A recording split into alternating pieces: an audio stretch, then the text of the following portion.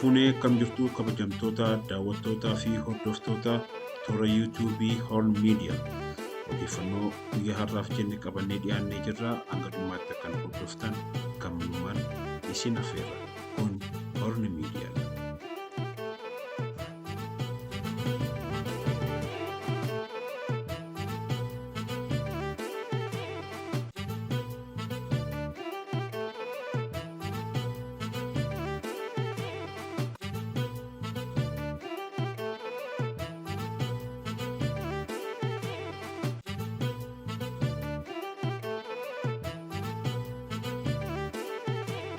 Ameerikaan Itoophiyaa dabalatee lammiilee biyyoota 75 viizaa dhorkite. Ministeerri dhimma alaa Ameerikaa tasgabbii Ameerikaaf jecha viizaa lammiilee biyyoota 75 irraa gara Ameerikaa dhaqanii yeroof akka hin kennine dhorkuu beeksise. Fox News ibsa ministeera dhimma alaa waabeffachuun akka gabaasetti haala amma jiru irratti hundaa'uun qondaaltonni qoonsilaa viizaa akka hin kennine qajeelfama kenneera jedhe. Garuu haala hojmaataa fi qorannoo irra deebi'uun akka madaalaman ibseera. Biyyoonni kunneenis Itoophiyaa, Eertiriyaa, Somaaliyaa, Raashiyaa, Afgaanistaan, Biraazil, Iraan, Iraaq, Misir, Naayijeeriyaa, Taayilaand, Yamanii fi kanneen biroo keessatti ni argamu.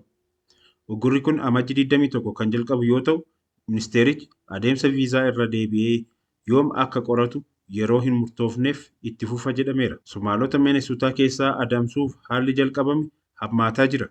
Kanaanis xiyyeeffannoo aangawoota federaalaa jala galteetti. Adoolessa bara 2025 erga ministeera dhimma alaa irraa qoonsilaa Ameerikaa addunyaa maraaf ergeen qondaaltonni qoonsilaa seera qorannoo haala dhiibbaa uummataa jedhamu jalatti akka hojiirra oolchan qajeelfama kenneera. Godaantonni biyyoota 75 kana irraa dhufan hojii irraa kan dhorkaman yoo ta'u, ministeerri dhimma alaa hojmaata immigireeshinii irra deebi'uun madaaluun lammiilee biyya alaa fayyadamaa fi gargaarsa hawaasaa akka hin arganne ittisuuf jedha ibsichi.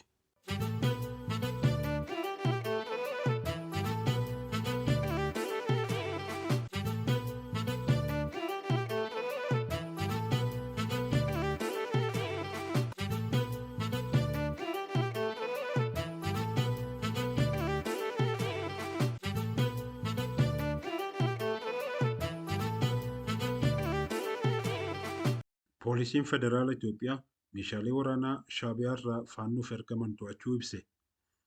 Nagaa fi tasgabbii Itoophiyaa jeequuf ergamtoota keessoof Itoophiyaa fi diinota waliin mootummaa Shaabiyaa rasaasa meeshaalee waraanaa adda addaa 56,000 ol gara faannoo hidhachiisuuf erge to'achuu isaa poolisiin Federaalaa ibse. Rasaasni shakkamtoota lama waliin to'annoo jala ooleen irraa qorannoon gaggeeffameen mootummaa Shaabiyaa irraa argamuu ibse.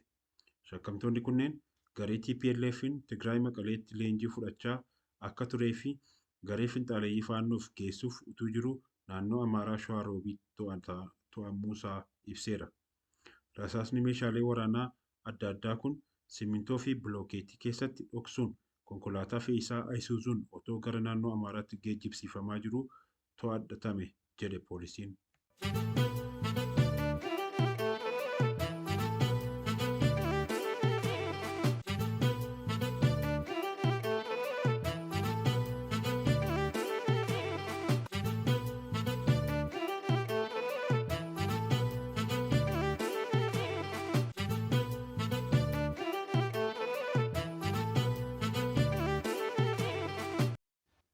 Somaaliilaand waamichi ministeerri nageenyaa Somaaliyaa waraanni Saawud Arabiyaa rakkoo nageenya gaanfa Afrikaa gidduu akka seenuuf gaafatte balaaleffate.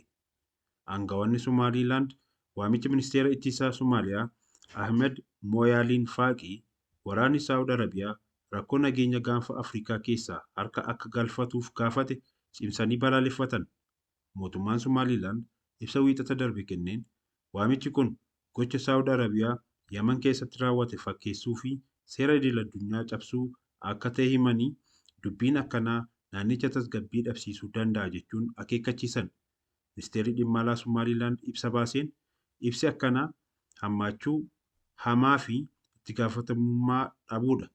Akkasumas chaartara dhaabbata mootummoota gamtoomanii fi qajeeltawwan bu'uuraa seera idil-addunyaa ifatti cabsa jedhe. Itti dabaluunis Somaaliilaand aangoo mootummaa federaalaa Somaaliyaa jalatti akka hin jirre ibsee daangaa bara 1960tti beekamtii idil-addunyaa argate keessatti abbaa biyyummaa ishee deebiftee ijaaruu, mootummaa, nageenyaa fi sirna dimookiraasii akka eegalte himate. Somaaliilaand bara 1991 kufaatii mootummaa giddugaleessa Moqaadishoo booda Somaaliyaa irraa walabummaa ofii labsatte. Ergasii waggoota 30 ol caalaan mootummaa, maallaqaa fi nageenya of danda'uun ijaaruun hojiirra oolchite ta'us hanga ammaatti beekamtii idil-addunyaa guutuu hin arganne.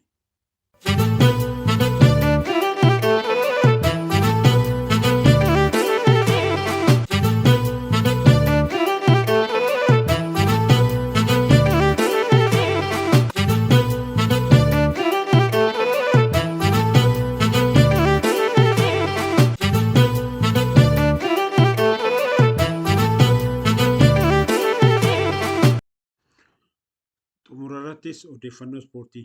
Seenegaal Ijiptiin injifachuun tapha xumuraaf dabarte. Tapha waancaa Afrikaa 35ffaa Morokootti gaggeeffamaa jiru irratti Seenegaal Ijipti 1-0 injifachuudhaan xumuraaf darbuu mirkaneeffatte. Seenegaaliifis goolii injifannoo kanaa kan galche taphataa piroofeeshinaalaa Sadio Maanee ta'uusaa mirkanaa'ee jira. Seenegaal waancaaf halkan kana tapha Naayijeeriyaa fi Morokoo gidduutti gaggeeffamuun kan injifate waliin kan taphatu ta'a. Kabajamtoota daawwattootaa fi dhaggeeffattoota keenya sagantaan keenya guyyaa har'aaf qabannee kan asirratti dhaggeeffattanii odeeffannoo keenya namoota biroo akka qaqqabuuf toora yuutuubii kana sabskiraayib, sheer, laayik akka gootan kabaja olaanaan isin gaafanna.